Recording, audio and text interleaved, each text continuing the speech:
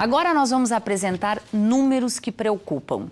56,6% dos brasileiros entre 15 e 24 anos só usam camisinha com parceiros eventuais, segundo um estudo feito pelo Ministério da Saúde. E a falta de prevenção na vida sexual, ela não é mais um problema só dos jovens, mas também de pessoas mais velhas, o que significa que o número de doenças sexualmente transmissíveis vem aumentando.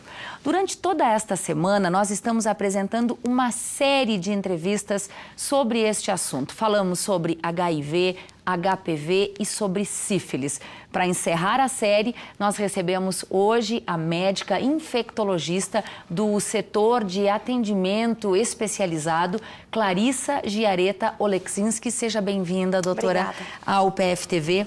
Era muito comum a gente falar somente em prevenção para os jovens. Agora o discurso está sendo empregado também a pessoas mais velhas e ainda assim tem que se falar muito em prevenção. Exatamente. Hoje nenhum grupo mais é considerado de risco. Todas as pessoas são consideradas grupos de risco, não somente os mais novos.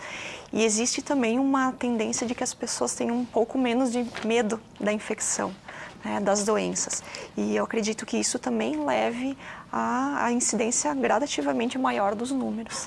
Doutora, quais são as doenças mais comuns nesse sentido que vocês atendem no SAI em Passo Fundo? Com certeza a sífilis é um dos carros-chefe do ambulatório, né? Nós atendemos muitos casos de sífilis, HIV também, nós atendemos no ambulatório específico de HIV e as hepatites virais, B e C também. A gente pode dizer que os números de Passo Fundo estão alinhados com esta estatística nacional de aumento das doenças sexualmente transmissíveis? Os números de Passo Fundo todo ano aumentam.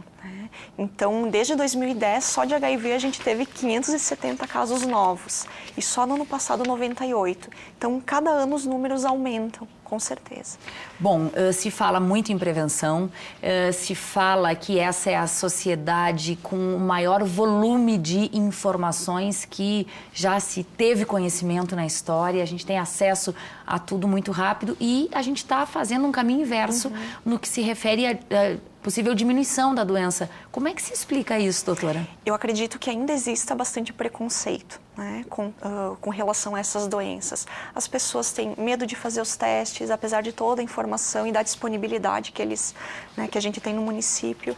Então, a questão do preconceito, do medo do resultado positivo, do que vai acontecer na vida, né, na sequência, e das outras pessoas saberem também. Eu acredito que isso, né, também motive as pessoas a não se testarem e acabar não se cuidando mesmo. Bom, nós conversamos na terça-feira sobre o HIV e um dos argumentos que a nossa convidada deu é a questão de que um coquetel de medicamentos dá uma falsa impressão de que você vai ter uma vida longa e tranquila.